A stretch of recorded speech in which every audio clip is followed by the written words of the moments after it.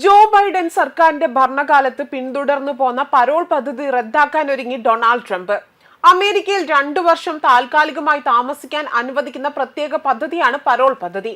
ഇതോടുകൂടി 4 രാജ്യങ്ങളിലെ കുടിയേറ്റക്കാർ അമേരിക്കയ്ക്ക് പുറത്താകും. പദ്ധതി റദ്ദാക്കിയതിന്റെ ഭാഗമായി യുഎസിൽ നിന്ന് പുറത്താകേണ്ടി വരുന്നത് 5,30,000 പേർക്കാണ് എന്നതാണ് മറ്റൊരു വസ്തുത. ക്യൂബ, ഹെയ്ത്തി, നിക്കാരഗ്വ, വെനസ്വേല എന്നീ രാജ്യങ്ങളിൽ നിന്നുള്ളവരാണ് ബൈഡൻ ഭരണകാലത്ത് പ്രത്യേക പദ്ധതി ഉപയോഗിച്ചുകൊണ്ട് അമേരിക്കയിലേക്ക് കുടിയേറി പാർത്തതും. ഇവരെല്ലാം തന്നെ ഉടൻ നാടുവിടേണ്ടി വരുന്ന അവസ്ഥയിലേക്കാണ് മാറുന്നതും. കുടിയേറ്റത്തെ നിയന്ത്രിക്കുന്നതിനായി ട്രംപ് ഭരണകൂടം സ്വീകരിച്ച പുതിയ നയങ്ങളുടെ ഭാഗമായിട്ടാണ് നടപടിയെടുത്തിരിക്കുന്നതും. ഈ നടപടി പ്രകാരം ഏപ്രിൽ 24-നകം തന്നെ ഇവർ അമേരിക്ക വിടണമെന്നാണ് നിർദ്ദേശം നൽകിയിരിക്കുന്നതും. മുൻ പ്രസിഡന്റ് ജോ ബൈഡന്റെ ഭരണകാലത്ത് കുടിയേറ്റക്കാർക്ക് അനുവദിച്ച 2 വർഷത്തെ പരോൾ അവസാനിപ്പിക്കുകയാണ് എന്ന് ട്രംപ് ഭരണകൂടം പ്രഖ്യാപിച്ചു. അമേരിക്കയിൽ സ്പോൺസർമാർ ഉണ്ടെങ്കിൽ പോലും വ്യോമമാർഗം വഴി രാജ്യത്തേക്ക് പ്രവേശിക്കുവാനും 2 വർഷം തങ്ങുവാനും ജോലി ചെയ്യുവാനും കഴിയുന്ന പ്രത്യേക പദ്ധതിയാണ് ട്രംപ് റദ്ദാക്കിയിരിക്കുന്നതും. ഈ പ്രത്യേക പദ്ധതി പ്രകാരം അമേരിക്കയിൽ എത്തിയതിനു ശേഷവും വിസ കാലാവധി കഴിഞ്ഞെങ്കിലും ഇപ്പോഴും അമേരിക്കയിൽ തങ്ങുന്ന നിരവധി കുടിയേറ്റക്കാർ ഇക്കൂട്ടർക്കിടയിൽ ഉണ്ടെന്നാണ് ട്രംപ് ഭരണകൂടം അന്വേഷണത്തിൽ കണ്ടെത്തിയിരിക്കുന്നതും.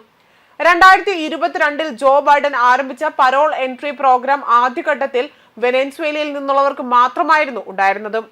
2023-ൽ ക്യൂബ, ഹെയ്ത്തി, നിക്കാരഗ്വ എന്നീ രാജ്യങ്ങളിൽ നിന്നുള്ളവർക്കും ഉപയോഗപ്രദമാകുന്ന രീതിയിലായിരുന്നു പദ്ധതി വ്യാപിപ്പിച്ചതും. കുടിയേറ്റത്തെ നിയന്ത്രിക്കുമെന്ന തിരഞ്ഞെടുപ്പ് വാഗ്ദാനം അക്ഷരം പ്രതി നടപ്പിലാക്കാൻ തയ്യാറായ ട്രംപ് അധികാരത്തിലേറിയ അന്നു തന്നെ പരോൾ പ്രോഗ്രാം റദ്ദാക്കുകയായിരുന്നു. 2022 മുതൽ രാജ്യത്തേക്ക് കുടിയേറിയ 5 ലക്ഷത്തിലധികം വരുന്ന ആളുകൾ 1 മാസത്തിനകം ഇനി നാടുവിടേണ്ടി വരുമെന്നതാണ് ഇതിൽ പറയപ്പെടുന്നതും. അതേസമയം US വിദ്യാഭ്യാസ വകുപ്പ് പിരിച്ചുവിടാനുള്ള എക്സിക്യൂട്ടീവ് ഉത്തരവിൽ കഴിഞ്ഞ ദിവസം പ്രസിഡന്റ് ഡൊണാൾഡ് ട്രംപ് ഒപ്പുവച്ചിരുന്നു. അമേരിക്കയിൽ വലതുപക്ഷത്തിന്റെ പതിറ്റാണ്ടുകൾ പഴക്കമുള്ള ലക്ഷ്യമായിരുന്നു വിദ്യാഭ്യാസ വകുപ്പിനെ ഒഴിവാക്കുക എന്നത്.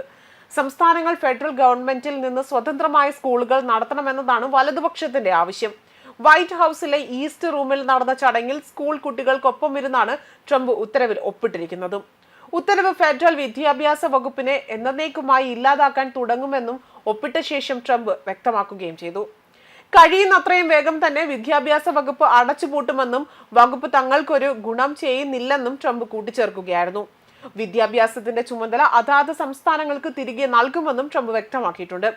വിദ്യാഭ്യാസ വകുപ്പ് അടച്ചുപൂട്ടുന്നതിനും അതുപോലെ തന്നെ വിദ്യാഭ്യാസ അതോറിറ്റി സംസ്ഥാനങ്ങൾക്ക് തിരികെ നൽകുന്നതും ആവശ്യമായ എല്ലാ നടപടികളും സ്വീകരിക്കുവാനും വിദ്യാഭ്യാസ സെക്രട്ടറി ലിൻഡ്സിയോട് നിർദ്ദേശം നൽകിയിരിക്കുകയാണ് ട്രംപ്. ന്യൂസ് ഡെസ്ക് കർമ്മ ന്യൂസ്.